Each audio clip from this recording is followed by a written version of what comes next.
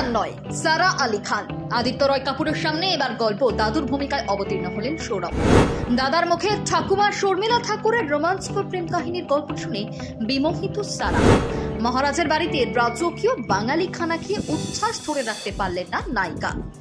বৃষ্টি ভেজার সন্ধ্যায় ক্রিকেট বলিউডের অনন্য যুগলবন্দির সাক্ষী থাকলেও শহর কলকাতা।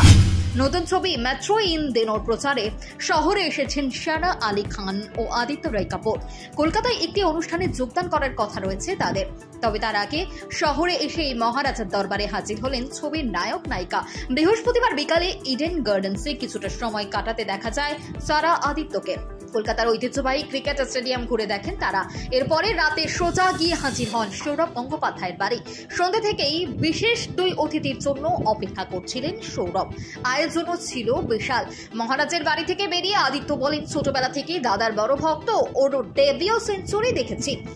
কলকাতায় এসে দাদার সাথে কিছুটা সময় কাটাতে পেরে ভীষণ ভালো লাগছে। সারা আলী খানের সাথে ক্রিকেটের যোগের কথা জানেন অনেকেই। সারার ঠাকুরদা মনসুর আলী খান পতৌদি ছিলেন ভারতীয় ক্রিকেট দলের প্রাক্তন অধিনায়ক। অন্যদিকে এককালের বলিউডের ডাক সাইটে নায়িকা শর্মিলা ঠাকুর সম্পর্কে সারা আলী খানের ঠাকুমা।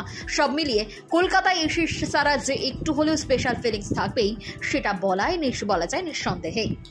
এদিন সন্ধ্যায় সৌরভের বাড়িতেই চুটিয়ে আড্ডা দেন সারা আদিত্য দুজনে। মহারাজের বাড়িতে চলে কবজি ডুবিয়ে ভুরি ভোজ। মহারাজের সাথে সাক্ষাৎ সেরে সারা বলেন, আমাদের ভালোবেসে অনেক কিছু খাইয়েছেন।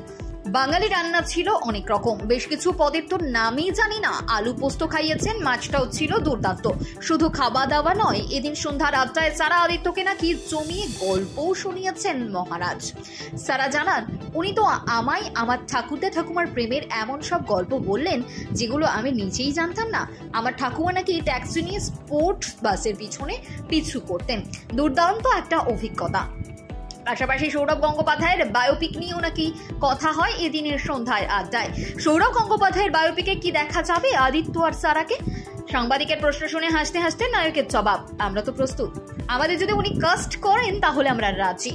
এরপরেই সৌরভ বলেন, আমি সারাকে ওর ঠাকুরদার গল্প বলছিলাম, কিভাবে উনি এক চোখে দুর্দান্ত ক্রিকেট খেলতেন। যখন আমি ওর সাথে প্রথম দেখা করি তখন ভারতীয় ক্রিকেট দলের অধিনায়ক হয়েছি সবে।